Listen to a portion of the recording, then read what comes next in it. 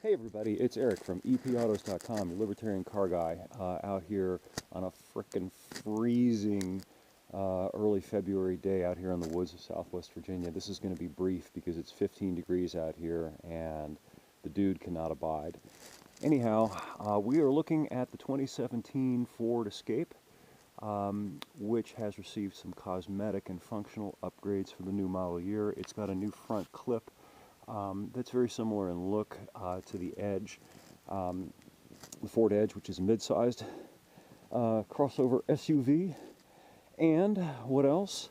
Ford now offers a 1.5-liter Ecoboost turbo engine in this thing, in addition to the base 2.5-liter not turboed engine and the top-of-the-line 2.0-liter turboed Ecoboost engine.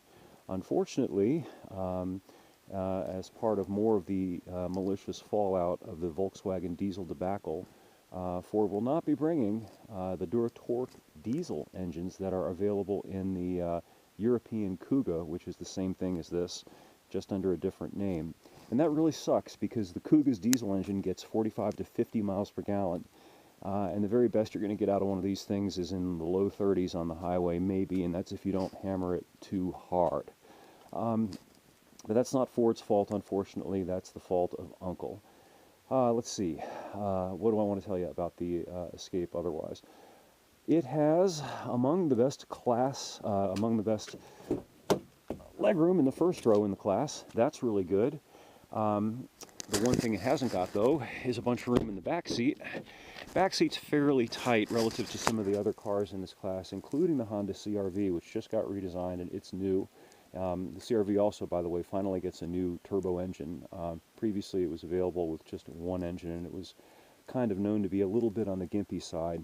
So its performance is better and its mileage is really good, and it's got more back seat room than the Ford does. The Ford only has about 34.3 inches of legroom back there, which is, it's okay for kids and teens, but if you're a big geek like me, it's kind of tight.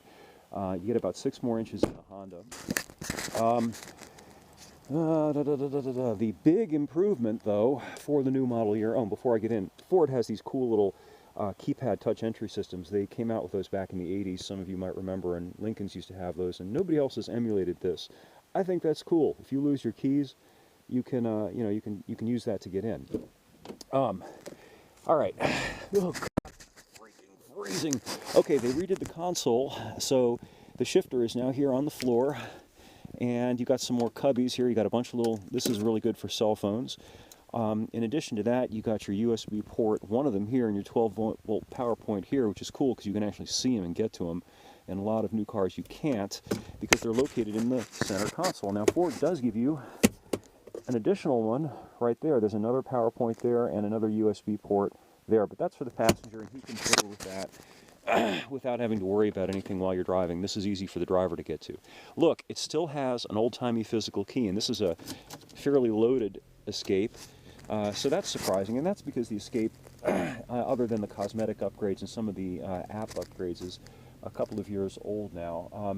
But getting to the major change for the better, you can see the new touchscreen, hopefully, here through my crappy camera.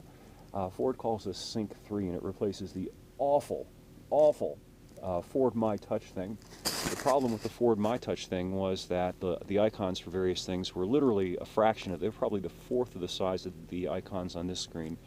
Really inscrutable, really hard to use. This thing's much easier to use with one exception. If you're in the driver's seat, you can see here that these buttresses for the vents, they kind of overlap, and the screen is kind of tucked in there, and it makes it a little bit clunky to touch things. On the up hand, you do have some secondary controls here for the audio system, and you've got some more on the steering wheel here. So that's a minor nit. I'm not going to complain about that too much. Oh my God. Anyway, I think that's all I've got right now. I got to get back inside. Look at that. 16 degrees. 16 degrees. Wretched.